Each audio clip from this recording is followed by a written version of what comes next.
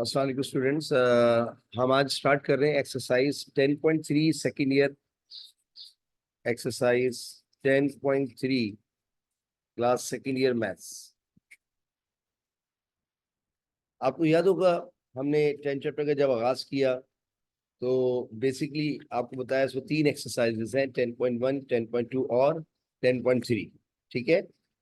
बहरहाल ये कोई मुश्किल एक्सरसाइज नहीं है। इनका नाम है डिफरेंशियल इक्वेशन।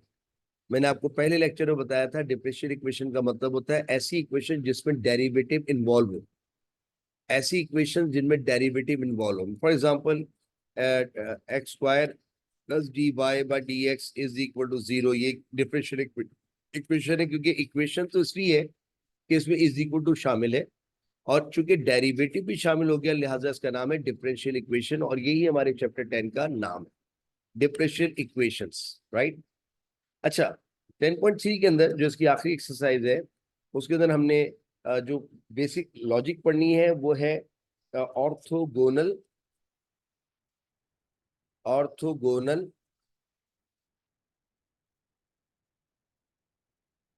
ट्रेजेक्ट्री।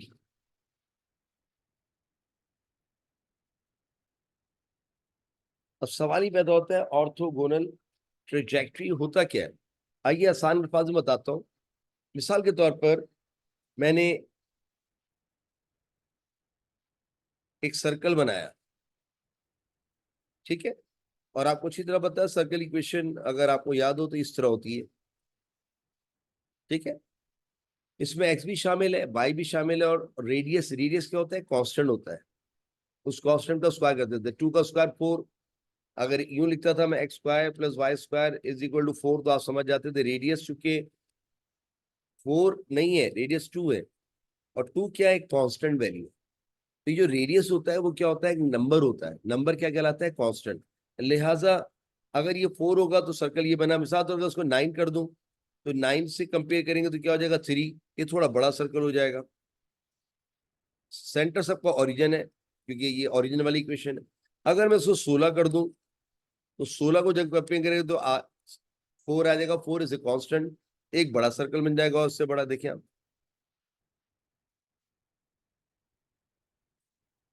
ठीक है, आप चाहे तो उससे कंपास से बना लीजिएगा। मैं अच्छी तरह नहीं बना पा रहा, जाहिर सी बात है, बस कंपास यूज नहीं कर रहा। ये देखिए, जैसे आप फिजिक्स में केमिस्ट्री में रिंग्स बनाते हैं और अगर आप इसको 25 कर लें फॉर एग्जांपल तो ये 5 हो जाएगा। 5 इज ऑल्सो कांस्टेंट, एक और रेडियस बन जाए, एक और सर्कल बन जाएगा विद अनदर रेडियस। तो ये फैमिलीज ऑफ कर्व कहलाती है, फैमिलीज ऑफ कर्व। ठीक है, they depend upon what there radius. Sorry बेटा, इसको आप अच्छी तरह बना लेना, मैं बना नहीं पा रहा लेकिन आप अच्छी तरह बना ली, ठीक है ना। तो ये सर्कल बना लिए हमने, बहुत सारे सर्कल बनाते रहेंगे आप, लेकिन ये डिपेंड करेगा अपने रेडियस पे। जितने रेडियस चेंज होते रहेंगे तो जाहिर सी बात है आपको पता है ये फिगर्स बनती रहेंगी। लेकिन अब बात है ऑर्थोगोनल की। Orthogonal means perpendicular. Orthogonal means perpendicular, याद है ना आपको। अब फॉर एग्जांपल आपने एक लाइन बनाई, फॉर एग्जांपल ऐसे बना ले, फॉर एग्जांपल कई बना ले, ये लीजिए और बना ले। अब आप गौर कीजिएगा ऑर्थोगोनल ट्रेजेक्ट्री। पहले बताओ ये क्या है, सर्कल नहीं है, सर्कल्स हैं। तो जब एक से ज्यादा तो फैमिली आ जाती है, इस फैमिली ऑफ सर्कल्स है। फैमिली ऑफ पैराबोला भी हो सकता है, फैमिलीज ऑफ हाइपरबोला भी हो सकता है, फैमिलीज ऑफ एलिस भी हो सकता है। इस वक्त मैंने आपको सिर्फ, क्योंकि किताब ने भी आपको ज्यादातर जो बातें बताई हैं उस सर्कल के रिलेटेड, लिहाजा अब बात आती है orthogonal. Orthogonal means perpendicular, orthogonal means perpendicular. ये मैंने आपको 7 चैप्टर से बताया हुआ है। अब मिसाल के तौर पर यहाँ एक मैं लाइन बनाऊं,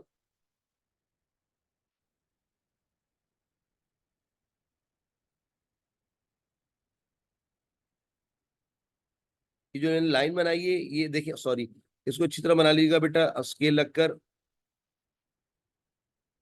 ये देखिए इस कर्व पे टेंजेंट है और ये टेंजेंट इस लाइन पे क्या हो रहा है, परपेंडिकुलर।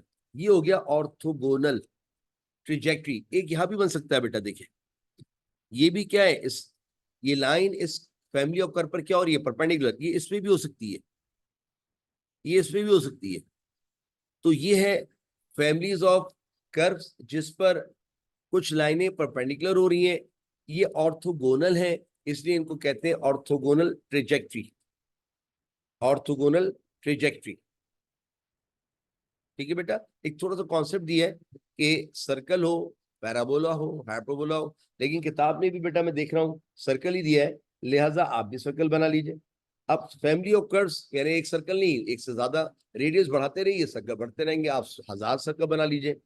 अब उसका सेंटर ओरिजिन है, ये तो आपको पता है। अब ये मुख्तलिफ रेडियस के सर्कल है, किसी का रेडियस 2 है, किसी का रेडियस 4 है, किसी का रेडियस 5 है, किसी का रेडियस 6 है, एंड सो ऑन। इन पर जो आपने ये लाइनें ड्रॉ की है, इन पर जो टेंजेंट ड्रॉ होगा वो ऑर्थोगोनल ट्रेजेक्टरीज है। अब इसको निकालने का तरीका क्या है, सुने। हाउ टू फाइंड, उसका तरीका सुने आप। हाउ टू फाइंड, कैसे निकालेंगे आप ट्रेजेक्टरी। नंबर 1, आपको गिवन होगा एक फंक्शन जो एक्स में भी होगा, वाई में भी होगा, कांस्टेंट भी होगा, जीरो। अब सर बच्चे कह रहे ये कैसे, देखो बेटा आपने क्या लिखा था, x square plus y square is equal to for example 4। अगर मैं इसको अंदर लिया तो x square plus y square minus 4 is equal to 0। What is this, x, ये रहा x. What is this, y, this is y. What is this, constant है ना बेटा, दिस इज कांस्टेंट, तो कांस्टेंट भी होगा, और इज इक्वल के बाद 0, इज इक्वल के बाद 0। तो फंक्शन होगा एक्स वाई में और कांस्टेंट में। अब कांस्टेंट कुछ भी हो सकता है बेटा, ठीक है, या 4 है, ठीक है, कभी 6 होगा, 100 होगा, 1000 होगा, कुछ भी हो सकता है। तो पहली बात, आपको एक कर्व की इक्वेशन दी जाएगी, मिसाल के तौर पे मैंने अभी बताया आपको ऐसे। नंबर 2, आपने करना क्या है, you have to find derivative. बच्चा कह रहे हैं तो आप फिर चैप्टर 3 पे ले गए बेटा, मैं तो कह ही रहा हूँ ये तो है ही डेरिवेटिव की दुनिया। ठीक है, नंबर 3, आप रिप्लेस करेंगे dy बाई डी एक्स को by minus d x upon d y. बच्चे कह रहे ये क्यों, एक जुमला बोलूंगा शायद आपको आसानी समझ में आ जाए। डेरिवेटिव क्या देता था, स्लोप। ये है नेगेटिव स्लोप, चूंकि जब एक लाइन दूसरे पर क्या होगी, परपेंडिकुलर, जब ये वाली लाइन इस लाइन पे क्या होगी, परपेंडिकुलर, जब ये वाली लाइन इस लाइन, तो हम जानते हैं तुम सीधे हो तो हम उल्टे हैं, देखो तुम सीधे हो तो हम उल्टे हैं, और तुम प्लस हो तो हम माइनस। इसलिए इसको चेंज कर देते हैं, डी बाई डी एक्स को उलट देते हैं, नेगेटिव रेसिप्रोकल। आप होता है तुम सीधे हो तो हम उल्टे हैं, तुम प्लस हो तो हम माइनस।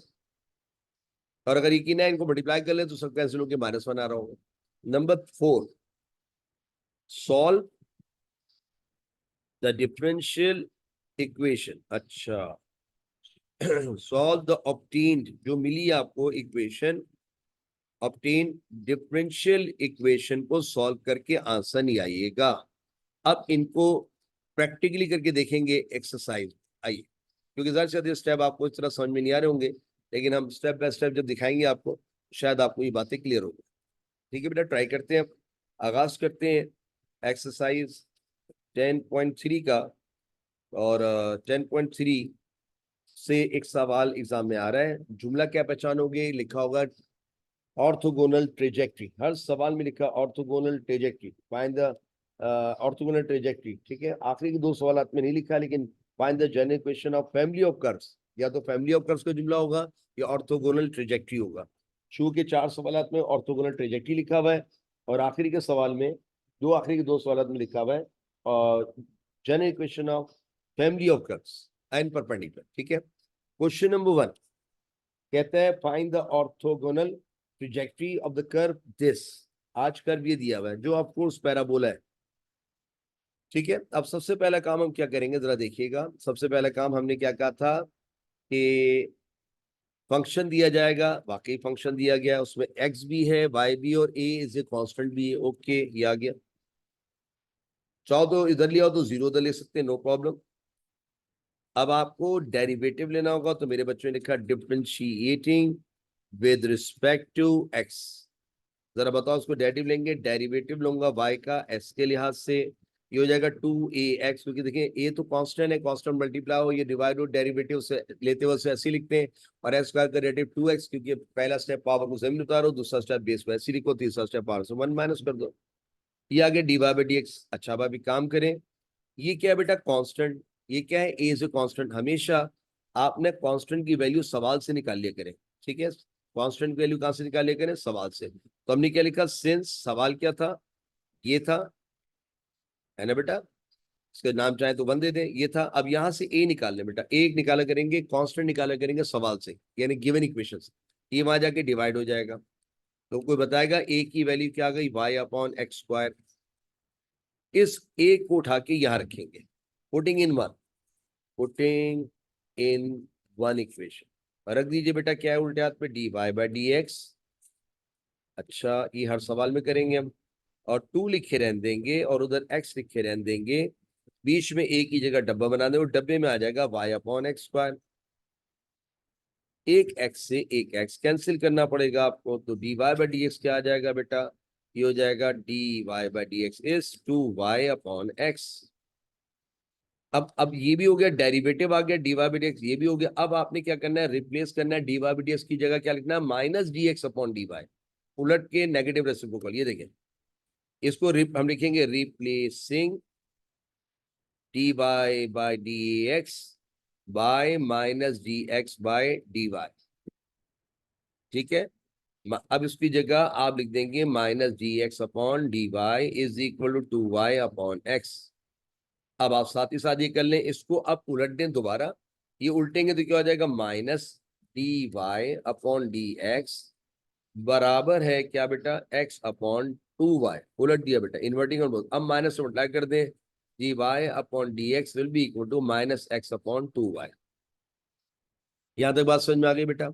अब हमने करना क्या है, यहां तक बात जब पहुंच गई तो अब आपने y के साथ y को रखना है, x के साथ x को, क्योंकि x का खानदान x वाला है और y का खानदान, तो ये समझ लीजिए ये y है और ये वो डी 2y, ये वहां जाएगा बेटा, तो क्या हो जाएगा वहां पे जाके 2y dy, और ये वहां चला जाएगा माइनस एक्स डी एक्स। मैं इधर तुम उधर, है ना बेटा। तो अब आप बताइए, ये उधर चला गया, ये उधर चला गया, मैंने ऐसे बना दिया ना ताकि आपको याद रहे। अब आपने करना क्या है, इसको सॉल्व करना है। बताओ ये कौन सी इक्वेशन है, ये है डिफरेंशियल इक्वेशन। ये कौन सी इक्वेशन है, ये है डिफरेंशियल इक्वेशन। क्यों, क्योंकि ऐसी इक्वेशन जिसमें D by d x involve हो जाए उसे डिफरेंशियल इक्वेशन कहते हैं। अब किसी भी डिफरेंशियल इक्वेशन को सॉल्व करने का मतलब होता है उसमें डी बाई डी एक्स को हटा देना। किसी भी डिफरेंशियल इक्वेशन को सॉल्व करने का मतलब होता है उसमें डी बाई डी एक्स को हटा देना। अब डी बाई डी एक्स को हटाने के लिए, डेरिवेटिव को हटाने के लिए आपको बुलाना पड़ेगा एंटी डेरिवेटिव। एंटी डेरिवेटिव क्या होता है, इंटीग्रेशन।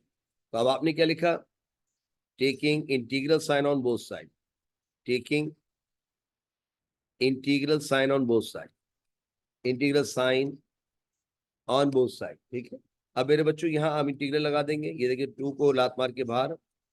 किसी भी डिफरेंशियल इक्वेशन को सॉल्व करने का मतलब होता है उसमें डी बाई डी एक्स को हटा देना, और डेरिवेटिव को हटाने के लिए एंटी डेरिवेटिव लगाने पड़ते हैं। अब इसको इंटीग्रेट कर दें आप, इंटीग्रेटिंग, जब इंटीग्रेटिंग करेंगे बेटा तो ये 2 तो ऐसे लिखा रहेगा, y का इंटीग्रल वाई स्क्वायर अपॉन 2 हो जाएगा, पावर में 1/8 और माइनस एक्स, तो minus x square upon 2 plus of c. ये 2 से 2 की छुट्टी हो जाएगी, है ना बेटा। बच जाएगा y square is equal to minus x square upon 2 plus of c. ये बचेगा बेटा, और यही आपका रिक्वायर्ड आंसर है। ये वाला कर फैमिली जो है वो पिछले वाले फैमिली पर ऑर्थोगोनल है, ट्रेजेक्ट्री है। ठीक है, orthogonal trajectory, and this is the required answer. मैं जरा पीछे से आंसर भी चेक कर लूँ, क्योंकि इसके आंसर बिल्कुल चेक हो जाएंगे इंशाल्लाह। आप भी चेक कर लीजिएगा बेटा, कोई नई किताब आई भी है थोड़ा सा। ये हो गया 10.2 का, 10.3 का, वाई स्क्वायर बराबर है माइनस स्क्वायर अपॉन 2 प्लस सी। बिल्कुल ठीक है बेटा, बिल्कुल सही है, नो प्रॉब्लम। आगे चलते हैं। ये देखिए question 2 of the same exercise 10.3 कहता find the orthogonal trajectory of the hyperbola this. अच्छा, आप हाइपरबोला दिए गया फैमिली में, ओके, मैंने कहा था ना कोई भी कर्व दे सकता है। आपने पैराबोला ही पढ़ा है, सर्कल ही पढ़ा है, एलिस पढ़ा है, हाइपरबोला ही पढ़ा है। अब पहला काम क्या करते हैं, यहां से देखिए इसमें एक्स भी है, वाई भी है और कॉन्स्टेंट भी है, मैंने बताया था ना। अब एक काम कर ले, वाई को यहीं रखें, एस को वहां ले जाए, और अगर डेरिवेटिव लेना है, ज्यादा डेरिवेटिव लेना है, सेकंड स्टेप में आपको याद है ना बेटा स्टेप, ये देखिए मैं आपको फिर दफा दिखा देता हूँ, ये स्टेप मैं फॉलो कर रहा हूँ। आपको फंक्शन गिवन है, अब डेरिवेटिव लेंगे, उसके बाद डी वाई डी एक्स को रिप्लेस कर देंगे by minus d x upon d y, और उसके बाद उसको डिफरेंशियल इक्वेशन को सॉल्व कर लेंगे। अच्छा जी, जरा सुने, अगर आपको डेरिवेटिव लेना तो उसको ऊपर ले जाए, वरना यू अपॉन भी लगाना पड़ेगा, तो मैं आपको बचा देता हूँ यू अपॉन भी से। ये देखिए ऊपर ले गया, डेरिवेटिव में अलाउ है, इंटीग्रेशन में अलाउ नहीं है। अब बताओ क्या लिखेंगे, differentiating with respect to x, ये हो जाएगा d y upon d x will be equal to,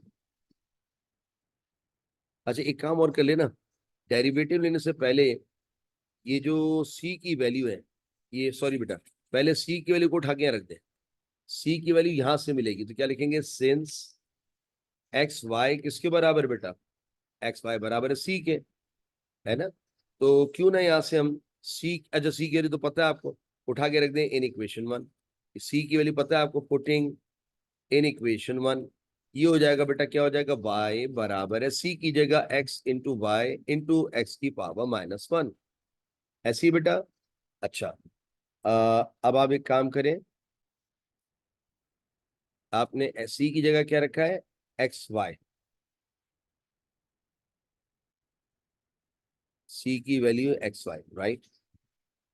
एक मिनट बेटा मैं सवाल चेक कर लूँ, एक्स वाई बराबर सी के, तो ठीक है ये एक्स इनवर्स हो गया है, और वाई की जगह सी कांस्टेंट की वैल्यू रखेंगे, कांस्टेंट की वैल्यू तो एक्स वाई है, अच्छा नहीं पहले बेटा सॉरी, पहले आप इसको डिफरेंशिएट ही कर लें, मैं ऐसे ही कर रहा था सौरभ, इसको जरा देख लें, इसको पहले आप डिफरेंशिएट कर लें with respect to x, differentiating with respect to x, derivative लूंगा एक्स के लिहाज से, ये हो जाएगा सी तो ऐसे लिखा रहेगा, तो माइनस सी और एस की पावर -2, है ना बेटा, पावर में से 1 माइनस करेंगे, ये इसका डेरिवेटिव आ गया। अब एक काम करें, डेरिवेटिव तो आ गया, अब सी की जगह सी की वैल्यू रखवा दें, तो सी की वैल्यू बेटा क्या है, पुटिंग सी की जगह एक्स वाई, क्योंकि सी की वैल्यू है एक्स वाई, आइए रखवा देते हैं, इसको 1 1 नाम देते हैं, यहाँ रखवा देते हैं इधर, D y upon d x will be equal to minus सी, सी की जगह क्या बेटा, एक्स वाई, सी की जगह एक्स वाई और इंटू एस की power -2, so D y by d x will be equal to, बेटा ये बताइएगा, ये बेसिस सेम पावर एट, ये देखिए basis same power at minus s की पावर माइनस का 2 प्लस का 1 माइनस का 1 इंटू वाई, बेटा देखिए बेसिस सेम है, ये पावर ऐड होगी, ये +1 है वो -2, तो -2 + 1 -1, अब अगर आप उसको लिखना चाहें खूबसूरती से तो माइनस लिखकर वाई लिखकर इससे कहना आपकी पावर नेगेटिव, आप नीचे जाइए, अब ये सेपरेबल है तो इसको इधर नहीं, यहाँ तक आ गई बात, अब आप क्या करेंगे, d y b d s को रिप्लेस करेंगे, replacing d y by d x by minus d x upon d y, अब d y by d x की जगह क्या लिखेंगे बेटा, minus d x upon d y is equal to minus y upon x, ये रहा, ठीक है बेटा। अब हमने करना क्या है, बेसिकली यहाँ तक तो बात पहुंच गई, अच्छा अब बताओ ये माइनस से माइनस कैंसिल कर दीजिए, so d x upon d y, अभी जो बचा वो बचा वाई अपॉन एक्स, लेकिन हमें तो d y by d x चाहिए होता, तो उसको लिख दें d y upon d x उलट कर, और उसको भी उलट दें एक्स अपॉन वाई। अब बताइए y उधर जाएगा, x उधर जाएगा, y के साथ होता है, x के साथ होता है, इसे कहते हैं डिफरेंशियल इक्वेशन, और डिफरेंशियल इक्वेशन को सॉल्व करने के लिए हम एंटीडेरिवेटिव बुलाते हैं, तो हमने क्या लिखा, taking integral sign on both side, integral sign on both side, मेरे बच्चों ने यहाँ लिखा y dy और यहाँ भी लिखा x dx, इंटीग्रेटिंग कर देंगे, इंटीग्रेट करेंगे तो y की पावर में 1 8 और x की पावर में 1 8 और प्लस सी, ठीक है, थोड़ा सा एक काम कर लेते हैं, इसको 2 से मल्टीप्लाई कर देते हैं, multiplying by 2 on both side, ये देखिए मल्टीप्लाई बाय 2, बेटा 2 से मल्टीप्लाई करो तो ये जगह 2y² upon 2, 2x² upon 2 and plus of 2c, ये 2 से 2 कैंसिल, ये 2 से 2 कैंसिल, y² उल्टे हाथ पे बचा, सीधे हाथ पे बेटा x² बचा, और राइट हैंड पे क्या बचा, ये 2c मतलब twice of the constant, twice of the constant भी कांस्टेंट ही होता है बेटा, इसे चाहो तो उधर ले जाओ, y² minus x² is equal to c, and this is your required answer. मैं जरा पीछे चेक कर लूं बेटा, पीछे आंसर वही है, y² minus x² is it's, बिल्कुल सही आंसर, ठीक है बेटा। तो आइए जरा आगे देखते हैं, क्वेश्चन नंबर 3 क्या कह रहा है, similar type of question, question number 3 में कहता है find the orthogonal trajectories of the family of parabolas y² is, ये आज पैराबोला फिर दिया हुआ है, और पैराबोला ये रहा, ये तो हम पढ़ चुके हैं पैराबोला बेटा, ठीक है। सबसे पहला काम क्या करते हैं बेटा, आप इसका डेरिवेटिव लेते हैं, differentiating with respect to x, उल्टे हाथ का डेरिवेटिव उल्टे हाथ पे, सीधे हाथ का डेरिवेटिव सीधे हाथ पे, उल्टे हाथ पे पावर देख के 4 स्टेप, पहला स्टेप पावर को जमीन पे उतारो, दूसरा स्टेप बेस को ऐसे ही लिखो, तीसरा स्टेप पावर में से 1 माइनस करो, चौथा स्टेप अंडर पावर का डेरिवेटिव लेंगे, अंडर पावर का डेरिवेटिव होगा dy/dx। यहाँ राइट हैंड पे आएंगे, 4a कांस्टेंट है, कांस्टेंट मल्टीप्लाई हो या डिवाइड हो, डेरिवेटिव लेते हो उससे ऐसे ही लिखते हैं, और s का डेरिवेटिव s के लिहाज से 1 लिखते नहीं। इस तरीके से dy/dx ने कहा मुझे तना छोड़ दो, ये चाहो तो बेटा वहां ले जाओ, तो 4a/2y, 2 1 2 2 dy/dx is equal to 2a/y। याद है बात पहुंच गई बेटा। अब एक काम करें, इस a की कांस्टेंट की वैल्यू यहां से निकालेंगे, इधर से। तो हमने क्या लिखा, सिंस चूंकि वाई स्क्वायर गिवन है 4ax, यहां से a की वैल्यू निकालने के लिए वाई स्क्वायर अपॉन 4x, ये आ गई a की value Y square upon 4x। इसको उठा के रख दें पुटिंग इन इक्वेशन 1, चाहे तो उसका नाम दे दें पुटिंग इन इक्वेशन 1, है ना बेटा। यहां रख दीजिए, क्या हो जाएगा, dy/dx will be equal to, ये हो जाएगा 2/y, ऐसे लिख दें 2/y, और फिर मेरे बच्चे यहाँ क्या लिखेंगे, 2/y के बराबर में a की जगह क्या लिखेंगे, y square upon 4x, y square upon 4x। एक y से एक y cancel, 2 1 2 2 cancel, so dy/dx will be equal to बेटा क्या, y/2x। यहाँ तक बात पहुंच गई। अब आप नेक्स्ट स्टेप पे क्या करते हैं, replacing dy/dx by what, minus dx/dy। इसको रिप्लेस कर देते हैं नेगेटिव रेसिप्रोकल से, क्योंकि तुम सीधे हो तो हम उल्टे हैं, तुम प्लस हो तो हम माइनस है। इसको उलटते हैं, इसको नहीं अभी फिलहाल। अब पहला काम ये करें कि आप चाहे तो इसको उलट दीजिए, इन्वर्टिंग कर दें, तो ये हो जाएगा माइनस dy/dx, क्योंकि हमें चाहिए तो dy/dx होता है, तो यहाँ भी उलट दीजिए 2x/y, माइनस से मल्टीप्लाई कर दें तो dy/dx will be equal to minus 2x/y। ठीक है बेटा। अब मैं इधर तो उधर, ये हो जाएगा y के पास जाएगा, y की फैमिली से होता है x की फैमिली से होता है ये।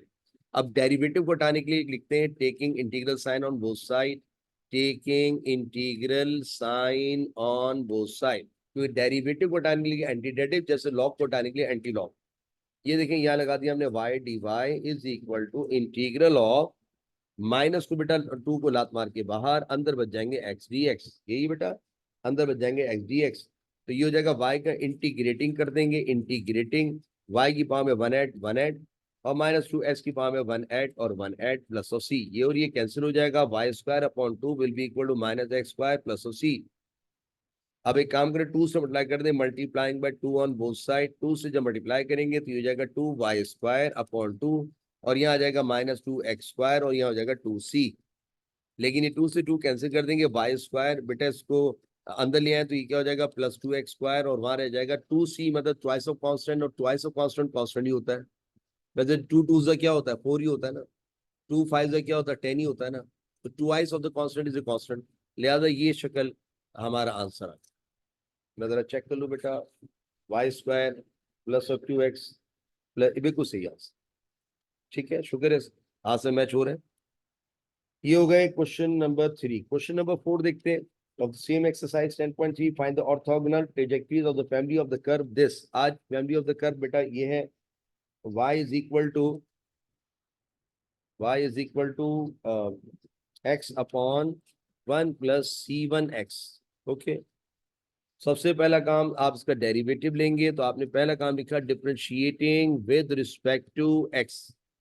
आपको पता है यहाँ आपको क्वेश्चन रूल लगेगा, u ऊपर वाले को नीचे वाले को v मान के u अपॉन v लगाएंगे।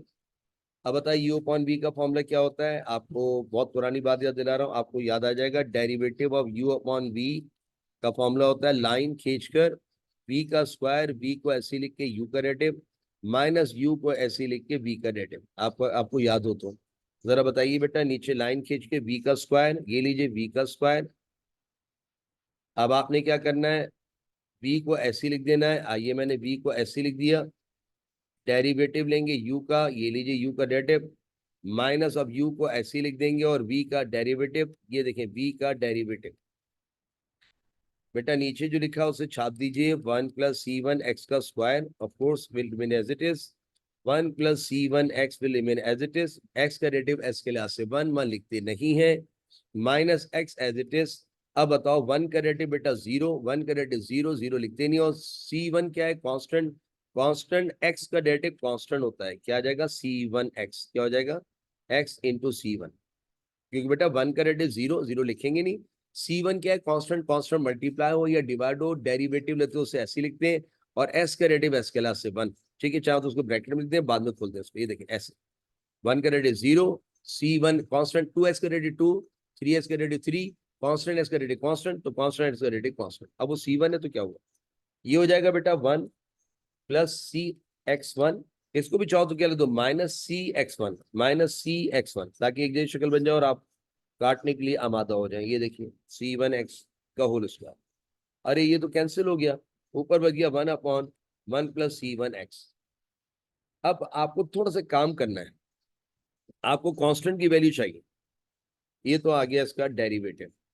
कांस्टेंट की वैल्यू सवाल से ही निकलती है ना बेटा, सवाल से। अब थोड़ा सा अगर काम कर लिया जाए, हमने क्या लिखा, सिंस,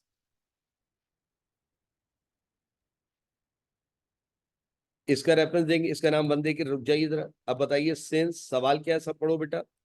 सवाल है, ये पढ़ ले बेटा, सवाल ये पढ़े, y बराबर है x/1 प्लस c1x, यही है ना, x को जरा उधर ले जाए, यहाँ दिखाता हूँ, ये हो जाएगा y/x is equal to 1/1 plus c1x। Sorry बेटा, उस पर स्क्वायर, ये स्क्वायर था, ठीक है ना, ऊपर 1 बचा, नीचे स्क्वायर था, मैं स्क्वायर लिखना भूल गया।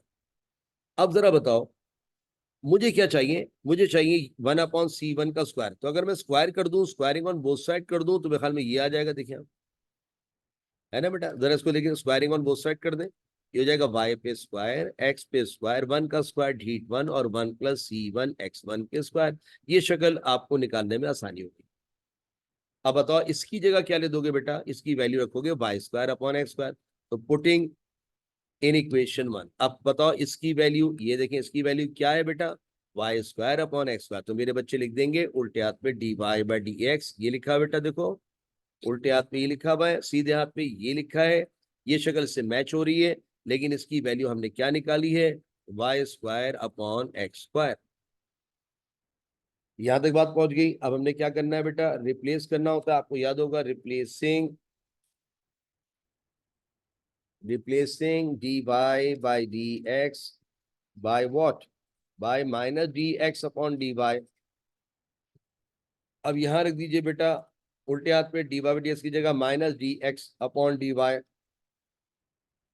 Is equal to right hand पे y²अपॉन x²। यहां तक आ जाने के बाद अब इसको उलट दीजिए, तो ये हो जाएगा -dy/dx। अब inverting on both side, x²/y², minus से मल्टीप्लाई कर दे तो dy/dx will be equal to -x²/y²।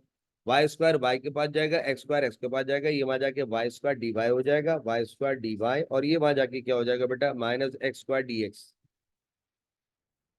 अब इसको सॉल्व करने का मतलब है, डिफरेंशियल इक्वेशन को सॉल्व करने का मतलब उससे डेरिवेटिव को हटाना है, और डेरिवेटिव को हटाने के लिए बुलाते हैं किसको, एंटी डेरिवेटिव को। तो हमने क्या लिख दिया, taking integral sign on both side, taking integral sign on both side. मेरे बच्चों ने यहाँ लिखा इंटीग्रल ऑफ y²dy, यहाँ माइनस को लात मार दी, और ये देखें यहाँ भी इंटीग्रेटिंग कर दें। आप इंटीग्रेट करते हुए y की पावर में 1/8/1/8, और यहाँ भी पावर में 1/8 और 1/8 और प्लस ऑफ c, 3 से मल्टीप्लाई कर दें, multiplying by 3 on both side, multiplying by 3 on both side. ये मल्टीप्लाई करेंगे तो आएगा 3y³ upon 3 is equal to 3 - 3x³ upon 3 plus और 3c, है ना बेटा, 3 से मल्टीप्लाई, 3 से 3 कैंसिल, 3 से 3 कैंसिल, ये हो जाएगा y³ is equal to -x³ plus of 3c, 3 thrice of the constant is the constant. इसको पता नहीं यही छोड़ा है या अंदर ले गए, भी तो मसले होते हैं। उसने ये थोड़ा सा गलत किया बेटा, ये नहीं, जो कौन सा पार्ट था, क्वेश्चन 4 है, 4 का आंसर, 4 का आंसर बेटा पीछे ना सही नहीं है, -1/y इज इक्वल, नहीं नहीं नहीं नहीं, ये आंसर मैचेबल नहीं है, ठीक है, आप बिल्कुल रिलैक्स होके इसको आंसर लिख दें, और इसको नहीं ले जाए उधर, खत्म हो गई बात। अच्छा एक रुक जाए,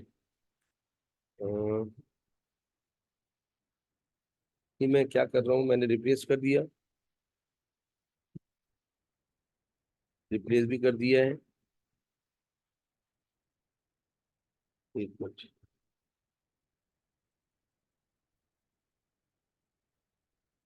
इसको चाहो तो बेटा अंदर ले जाओ, y cube plus x cube is equal to c, ये लिख दें इसको आंसर। लेकिन ये पीछे से मैचेबल नहीं है क्योंकि उसमें तो क्यूब ही नहीं आ रहा। ठीक है, कोई मसला नहीं, क्यूब नहीं आ रहा, छोड़ दें उसको। आइए अगला सवाल देखते हैं, question number 5, the second last question.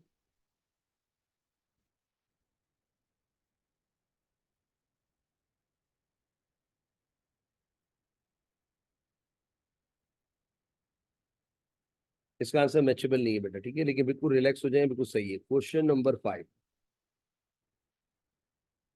Find the general equation of the family of the curves perpendicular to this. Okay, आज ये हमारा कर्व है, थोड़ा सा तवज्जो से देखने वाला। सर सबसे पहला काम, इक्वेशन को डिफरेंशिएट करेंगे विद रिस्पेक्ट टू एक्स। आइए, डेरिवेटिव ले रहा हूँ y का x के लिहाज से। c1 कांस्टेंट है, कांस्टेंट मल्टीप्लाई हो या डिवाइड हो, डेरिवेटिव तो उसे ऐसे ही लिखते हैं। और साइन एस का derivative cos x, derivative sign का डेरिवेटिव कॉस। ओके, ये आ गई यहाँ तक बात। अब आपको ना c1 की वैल्यू चाहिए, तो हम सवाल से निकालेंगे। हम लिखेंगे सिंस, चूंकि इसका नाम दे दें इक्वेशन 1, हम सवाल को फोकस कर रहे हैं। सिंस y बराबर है c1 साइन एक्स, हमें c1 निकालने के लिए साइन एक्स को उधर फेंकना होगा, ये वहां चला जाएगा। तो इसका मतलब है c1 की वैल्यू क्या आ गई, ऊपर y नीचे साइन एक्स, ये है c1 की वैल्यू। इसको उठा के रख देंगे, पुटिंग इन इक्वेशन 1। ये इक्वेशन 1 है बेटा, रखवाओ dy upon d x will be equal to c1 की जगह y upon sine x into cos x. यही बेटा, इसको चाहो तो ऐसे लिख दो, d y upon d x is equal to y cos x upon sine x. अब आपने क्या करना है, ये तो पहुंच गई बात। अब आपने रिप्लेस करना है, replacing d y by d x by what, minus d x upon d y. इस d y by d x की जगह रिप्लेस करके आप लिख देंगे इसका ऑर्थोगोनल, ये लीजिए, और सीधे हाथ में जो लिखा है उसे छाप देंगे, y cos x upon sine x. अब इसको पहले उलट देंगे, रेसिप्रोकल लेंगे, ठीक है, और तो यहाँ लिया है तो इधर भी लेंगे बेटा, साइन एक्स ऊपर आ जाएगा, नीचे वाई कॉस एक्स हो जाएगा। अब माइनस से मल्टीप्लाई कर देंगे तो d y by d x तनहा रह जाएगा, ये माइनस वहां जाके minus of sine x upon y of cos x. अब वाई वाई के पास जाएगा, ये वहां चला गया, वाई डी वाई, और एक्स वाला वहां चला जाएगा, तो minus sine x upon cos x और डी एक्स। अब लिखेंगे taking integral sign on both side, integral sign on both side. ये देखें, integral of y d y will be equal to minus of sine x upon cos x और d x. थोड़ी सी हिम्मत कीजिएगा, minus को चाहे तो अंदर लिखे, अंदर हो जाइए। अब जरा काम कीजिए, बताओ नीचे कॉस एक्स की होल पावर क्या है, 1। जब नीचे होल पावर 1 होती है तो आपके जहन में आता है इबरत, इसको ऊपर लेके नहीं जाते, नीचे रखते हुए दिल ही दिल में इसका डेरिवेटिव लेते हैं। तो बताएगा कॉस का डेरिवेटिव क्या होता है, माइनस साइन। कॉस का डेरिवेटिव क्या होता है, डीसी नेगेटिव माइंडेड। कॉस का डेरिवेटिव माइनस साइन का ऊपर मिल रहा है, ऊपर मिल जाए तो लिख देते हैं ln जो को नीचे लिखा है, ये तो खैर इंटीग्रेटेबल है, पावर 2 में ऐड, और ये हो जाएगा कॉस का डेरिवेटिव माइनस साइन ऊपर मिल गया, लिख देंगे ln जो कुछ नीचे लिखा है और प्लस ऑफ सी। बताओ मैंने सही किया है, उम्मीद है मेरी बात समझ में आ रही है। ln क्यों, क्योंकि इबरत का आंसर ln में आता है। फिर सुन ले, नीचे कॉस आ रहा है, फंक्शन आ रहा है, इसकी पावर 1 है, ऊपर लेके नहीं जाते, नीचे रखते हुए दिल ही दिल में इसका डेरिवेटिव लेते हैं, कॉस का डेरिवेटिव माइनस साइन। अगर नीचे वाले का डेरिवेटिव ऊपर मिल जाए तो लिख देते हैं ln जो को नीचे लिखा है, और इसकी पावर तो 1 थी, वाई का डेरिवेटिव वाई क्लास 1 बराबर मिला, खुशी में आके इसकी पावर 1 एट 1। अब ये बात पहुंची यहाँ तक, तो एक काम कर लें, वाई स्क्वायर अपॉन 2 और प्लस सी, ठीक है। अब इसको 2 से मल्टीप्लाई कर ले, multiplying by 2 on both side, multiplying by 2 on both side. बेटा यहाँ मल्टीप्लाई करेंगे उल्टे हाथ पे, 2y square upon 2 is equal to 2 ln cos x और प्लस और 2c twice of the constant.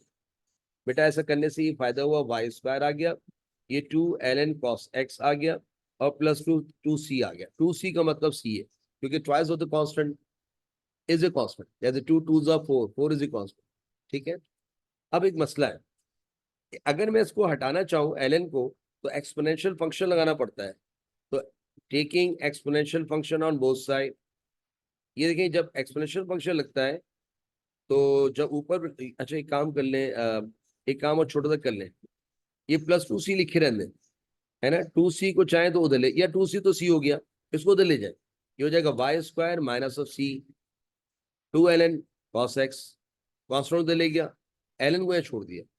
अब taking exponential function on both side, इससे क्या होता है जरा सुने आप, उल्टे हाथ पे जब एक्सप्रेशन लगता है तो ये जो ये बेस होती है ना, ये पावर बन जाती है बेटा, मैंने आपको पहले भी बताया अगर आप चैप्टर 4 में जाएं। और जब इधर लगता है तो जरा 2 को तो साइड पे रखें, इधर जब लगेगा बेटा तो ये हो जाएगा, या एक काम कर लें और एक्सपोनेंशियल फंक्शन लेने से पहले एक छोटा सा काम और कर लें, आपके लिए आसानी हो जाएगी।